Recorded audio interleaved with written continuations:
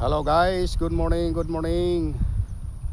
Shout out sa mga followers natin, subscribers. Andito naman po tayo sa ating munting farm. Mag-apply na po tayo ng fertilizer. Kasi ito matubig na guys. Yan, matubig na Pwede na tayo maglagay.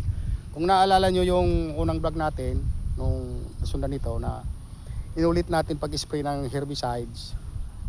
Ngayon, 3 araw na at pinatubigan na natin at mag-apply na tayo ng fertilizer guys. Ito, lalagyan na natin ng fertilizer. Papakita natin after 1 week, makita na natin ang pagkakaiba ng palay ngayon at paglipas ng mga 1 week. Yan guys, lalagay tayo ng fertilizer.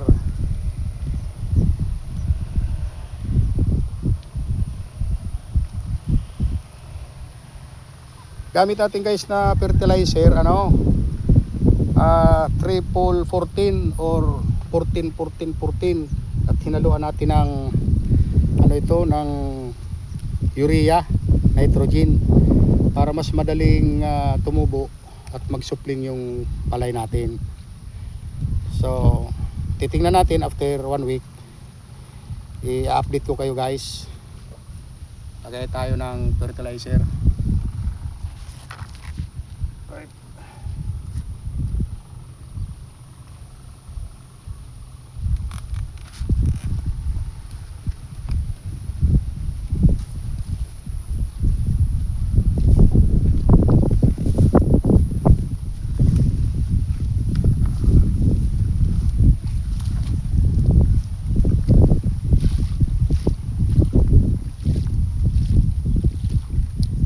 Tingnan natin.